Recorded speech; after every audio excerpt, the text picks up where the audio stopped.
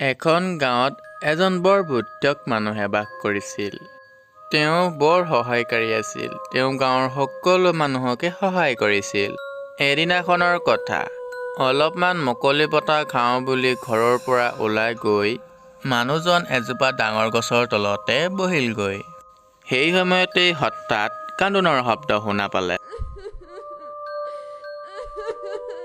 ওপৰলৈ চাই পঠিয়াওঁতে দেখিলে যে গছৰ ডাল এটিত সাফৰ লগোৱা বটল।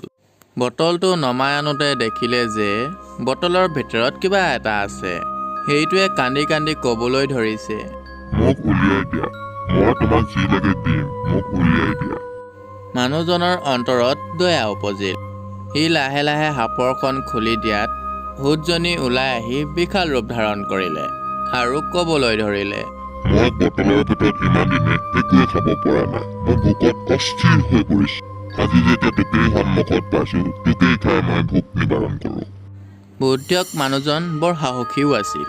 সি ক'বলৈ ধৰিলে যে তোমাৰ নিচিনা ইমান ডাঙৰ বস্তু এটা যে বটলৰ ভিতৰত আছিলা, মই বিশ্বাসেই কৰিব পৰা নাই। কিবা সপোন লাগিছে। তুমি সঁচাকৈ বটলৰ ভিতৰত আছিলা নে গছৰ ডালত আছিলা? আমি দেহৰ আকাৰ সলনি কৰিব পাৰো। ইচ্ছা কৰিলে আমি সৰু কৰিবও পাৰো, ডাঙৰ কৰিবও পাৰো। বিশ্বাসেই কৰিব পৰা নাই, এইটো কেনেকৈ সম্ভৱ? চাবা নেকি বটলৰ ভিতৰত কিদৰে সোমাব পাৰো? দেখুৱালে চালোহেঁতেন। ভূতটোৱে লগে লগে ক্ষুদ্ৰ আকৃতি ধাৰণ কৰি বটলটোৰ ভিতৰত সোমাই গ'ল।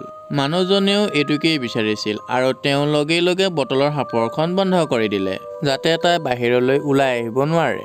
তুমিচোন বটলৰ সাফৰখন পুনৰ বন্ধ কৰি দিলা। মই কেনেকৈ বাহিৰ ওলাও?